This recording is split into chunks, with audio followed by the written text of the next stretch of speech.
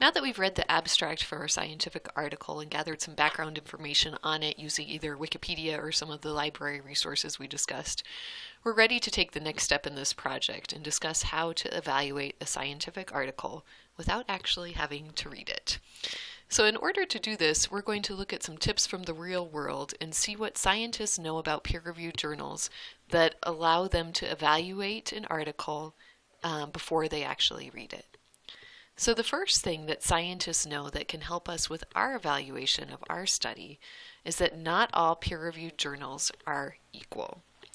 Sometimes if we hear something in the news or if we're reading something in the popular media about a scientific study that has been conducted or a piece of research that has been published in a peer-reviewed journal, it's easy to automatically accept it as being a very valid source. However, scientists are always looking at where a specific article was published. Which journal was it published in? That's because certain journals have better reputations than others. Certain journals have reputations for being more impactful in particular disciplines. That is essentially measured by how many times scientists are reading and using particular journals in their own research. So that is one thing we'll look at today as we're talking about reviewing our own particular scientific study. The next thing that scientists know that we can use is that not all researchers have the same level of authority. When scientists are reviewing the literature, they're always looking at who the author is. What experience does this author actually have in this field? Have they published other information, other articles on the topic? What institutions are they affiliated with? Who is actually paying for this research? Who is supporting this person's research? Looking at who the researcher is a very important piece to evaluating a scientific article. The final bit that scientists are keeping in the back of their mind is that bad science does get published in good peer-reviewed journals. An example of this is something that you may have heard about or may have discussed in class. In 1998, so a while ago, Dr. Andrew Wakefield published a study stating that there was a link between the MMR vaccine and autism. Almost immediately after this study was published, scientists began to take issue with how it was conducted and his interpretation of the results. There were also ethical considerations with the way that he conducted the study. So as a result of those considerations, further work was undertaken by, for example, the Centers for Disease Control, the National Academy of Science, and other large institutions to try to reproduce the results of this study and to re-examine his evidence. None of those studies found this same link. Essentially, they all concluded that this study should be retracted, should be pulled back from the literature because it was not valid. This process of evaluation and further experimentation and then eventually retracting it from this journal, eventually pulling it back, took over 10 years. Oh. So in the meantime, the popular media was publishing on this study. People were becoming aware of it, and many people stopped vaccinating their children, which in turn led to outbreaks of diseases that had almost been eradicated before this study, this fraudulent study, was published. So knowing that bad science does get published in good journals, scientists are evaluating the actual content of an article to attempt to see if the research that was conducted is actually valid. Now, we don't necessarily have to evaluate the actual science that was being done, as we are not professional scientists, or at least not yet. But I tell this story because it's something for us to remember when we're hearing accounts in the popular media, and also when we are finding our own studies in the peer-reviewed literature, no matter what your discipline is in science or in other disciplines, that we need to be constantly critically evaluating the articles, constantly critically evaluating the literature. So how can we use these three things that scientists know to help us evaluate our scientific articles? Well, the first thing that we can do is something that scientists often do, is look at the citations for an article. So we can use two tools to look at how many times our scientific studies have been cited in the literature. So we can look at Google Scholar and Web of Science. So in order to do this, I'm going to navigate over to the library homepage again. There we go. Now, Google Scholar may be a tool that you're familiar with. It is a free resource, but even though it's free, I recommend always accessing it through this link here on the library webpage, and I'll show you why. Using that link on the library webpage enables you to gain access to the full text of documents that the library has access to. If you just go to scholar.google.com, you'll get the same results list, but you won't have links to the full text for everything. So make sure you go through the library webpage for that. So let's go back to the article that I found in our last couple sessions here, this one on the malaria vaccine. I'm going to copy that title, and then I'm going to plug it into Google Scholar. And let's look at the results that come up. So this first result here is my article. Okay. It has this link over here from the University of Denver. That's the full text link I was talking about. But there's also a little bit more information on this page. Let's look at this result that's right underneath my result. You can see here it says it's been cited by 116 people.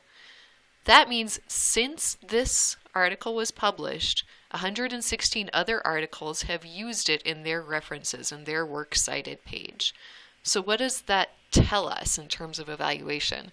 Basically, it just is a measure of how impactful this article has been on a particular discipline. So it's been used pretty heavily since it's been written. So this citation number is something that you also need to be critical about. You see my theme here of critical evaluation, because it's a factor of when something was published. So this was published, you can see here, in 2008. And since 2008, so in the last 6 years or so, it's been cited quite a bit. Our article, going back up here, remember, was published in December of 2013, only a couple months ago. It makes sense that it has not yet been cited.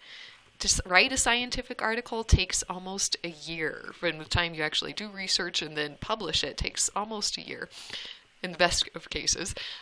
So it makes sense that this has not yet had a chance to be cited. It doesn't mean that our article here is a bad article, but it's just something else to take into consideration. Right? If you have something that's a little bit older, so say if you found an article from 2012 or 2010, your cited by can give you some information on how much that article is being used in the field. Okay, so you can see here something that's been cited 312 times, but it's a little bit older. That makes more sense. Here's something else that's been cited 82 times, published in 2009. Okay. So Google Scholar is one free tool that has that citation information that can be helpful. There's another tool that the library pays for called the Web of Science that has this citation information, like the cited by here, but builds on it a little bit more. So to look at the Web of Science, I'm actually going to grab this title here, since my title hasn't been cited. And I'm going to come back to the library homepage to get to the Web of Science. You can access all of our databases through this database box here on the lower left corner of the screen.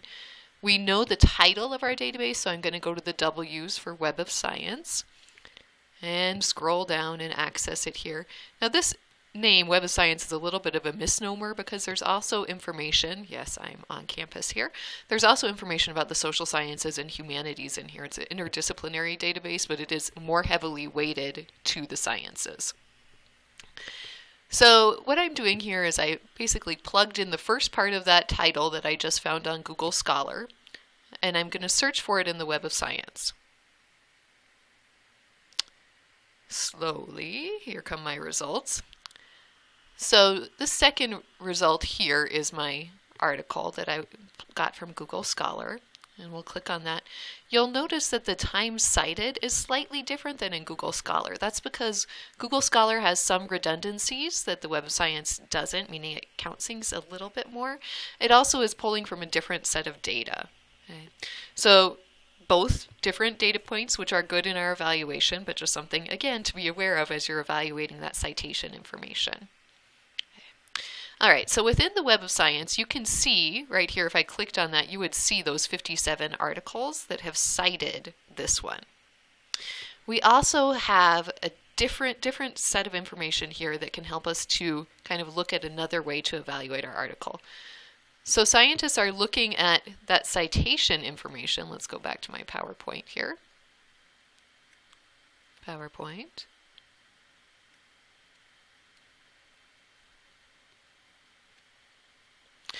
So scientists are looking at that citation information here, but they're also looking at who has written the article and who that author is affiliated with. So the Web of Science is a good place to get that information. So let's look here. I can look at this author, the first author of that's listed in the paper. Often is the author that was kind of the driving force behind this project, who maybe had the idea for the research that was being done. So if I click here on that name, on Takala, I'm within the Web of Science going to find all the other articles that are in here that person has written. So there are 20 results that I can see over here. And then I can see really quickly if these are on the same topic as the other article that I found. So here's one on the AMA1 malaria vaccine, another one about clinical malaria, implications for vaccine development, another one about malaria vaccine design. So I can see that this person seems to have a good background on the topic. She's done a lot of research on this area, so I'm feeling pretty good about her level of authority. Let's go back to that results from our first page here. You'll notice that scientific articles are often collaborations of more than one researcher. Often you can get a list of like 10 here. The first researcher, like I said, is the person who's usually kind of the driving force behind the research, but the last researcher is also important. The last researcher listed is usually the person who is the senior scientist on the project, the person who owns the lab where the research was done. So you can do that same type of technique, looking at what this person has written to get information on that person who is listed last in this author listing. We can also look, if I click here on the little number 2, I can see down here what institution this Dr. Takala is associated with. So I can see the University of Maryland School of Medicine, the Center for Vaccine Development in Maryland. Okay, that seems pretty good. I might want to check that out in a little bit. I can also see who has funded the research. So I'm seeing some big names here like the National Institute of Health, the Department of Defense. So this seems like a well-funded study. Some big names were kind of behind this research. The next thing I would probably do to evaluate this author at another step is to take my search to Google and just Google the author's last name, as well as combining it with the institution information, and see if I can learn anything more about the person who wrote this. So that was an S. Takala. Here's something on Shannon Takala Harrison. Interesting, a little bit of a different name, but at the University of Maryland School of Medicine. Let's go ahead and take a look at that page here. A little bit slow loading. So you'll see this is kind of a problem with how that scientists often face is this name ambiguation. So especially female researchers will often publish under one name, but if they have gotten married, they'll also have a different name professionally than personally. So you can see it's actually referring to her down here in the personal history as Dr. Takala. Okay, so I think this might be the right person. If I read here about her personal history and her research interests, I can see that she definitely has some experience on this topic. And often on a person's institutional webpage or academic webpage, they'll have some selected publications just to kind of give us a feel again for her role in this conversation on malaria vaccine development. It can also help us, here's the article that we found, it can also help us to verify that this person is the same individual that we found in the Web of Science. So let's go back here to the Web of Science. We talked about using citation information as well as looking at the author, the institutional affiliation, to help us to evaluate the quality or the authority of this study before we read it or without even reading it. The third thing that scientists are looking at, we discussed earlier, that's which journal something is published in. So it's very common to use a database called Journal Citation Reports in order to get more information on a particular journal. So from within the Web of Science here, I can just click up here on Journal Citation Reports, And it takes me to this other database that the library pays for you to have access to. It's not free. But we can search for a specific journal. So I'm going to click that little button to search for a specific journal and submit. Let's go back to our original article, since we got a little off track there, and look up PLOS Pathogens, which, if you remember, was the journal that my first study that I found in the popular media was actually published in. So I'm going to search for that. And here's this abbreviation. Scientists are big on journal abbreviations. This is the PLOS Pathogens. There's a couple of different data points here. The one that we're looking at in particular are the impact factor and the 5-year impact factor. The impact factor is a measure that scientists use to see the impact that a journal has on a field. So I'm going to click on the journal title here. Basically what they're doing, let me scroll down here, is looking at, I'll make that a little bit bigger for us. This is how they're looking at it. It's a little bit confusing, but this is the number we're wanting. They're looking at how many times something has been cited. So using that citation information that we were talking about earlier and comparing it to how many things have been published in this journal. So that gives us, for this journal, PLOS Pathogens, an impact factor of 8.136. Okay, that's great, but what does that really mean? In order for that number to make any sense whatsoever, I need to compare it to other journals in the field. This number is very important that you only compare it to other journals within a discipline. Chemistry journals, for example, have really high impact factors. They might be like in the 20s for a journal. Other journals may have lower impact factors, like computer science journals that may have an impact factor of like 2. It's just discipline specific. So in order to really understand what this number means, we need to look at it in context. So you can see here is a category for microbiology journals. If I view the journal summary list, it's going to show me all of the 116 journals that are in this microbiology category. I can use this database to sort all of these microbiology journals by impact factor. Oh, this is very cool. Okay, so now these 116 journals are sorted here by their relative impact. So you can see 22 is the highest one, that's pretty high, but it quickly goes down and gets in the 8s and the 9s. And here's PLOS Pathogens at number 11. So that tells me that this journal, where I found my original scientific study that was published in this journal, was published in kind of the 11th out of 116 journals in this category, which gives me some more information when I'm evaluating the impact that this study could potentially have on the field. So while I'm evaluating this study a little bit more without actually reading it. So I have to say, as I always say this number, this impact factor number, is, like all numbers and measures, something that can be manipulated. So people try to make this number higher. Journals really want to have a high impact factor so that people will read what they publish, and also so that people want to publish their work here. So there is a lot of kind of manipulation of the system that's going on behind the scenes. Having said that, if everyone knows that the system is being manipulated, that's something else to think about. All right, so let's go back to the PowerPoint here. We'll try to do that a little more successfully. So these are the things that scientists are looking at that we can use also when we're looking at our scientific study. We can look and see how many times our study has been cited. We can look at the authors and their affiliations. And we can look at that journal reputation using the impact factor. Scientists, of course, are also looking at the methodology that's been used in a particular study.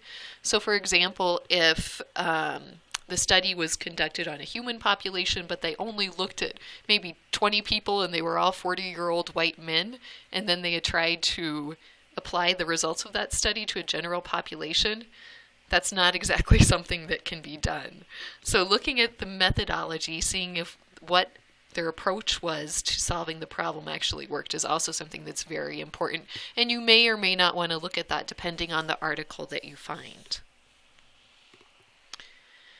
So the big thing to take home here is, remember, when you're evaluating your articles using these general tips and strategies, that everything that you're using is relative. So the citation information is relative to maybe the date of when something was published. You should also keep in mind that if something was highly impactful in the field, like that vaccination study, but was incorrect, it will also have a high citation number. So keep in mind that everything is relative when we're talking about these kind of cues. Likewise, the impact factor is relative to other journals that are published in a field. But the take-home message here is for you to be critical. Be critical not only of the peer-reviewed literature, but also to be critical of the science information that you hear in the popular media. Using just general critical evaluation skills, you can learn a lot about the research and make some good judgments based on some of these skills that we've talked about today. So that wraps up our final tutorial here. If you have any questions at all on this project or any research questions for any other class, please feel free to contact me. That's my email there. I'm also often found in the Research Center in the Anderson Academic Commons. You can always stop by there for research help. And I or any of our other librarians who work there would be happy to help you.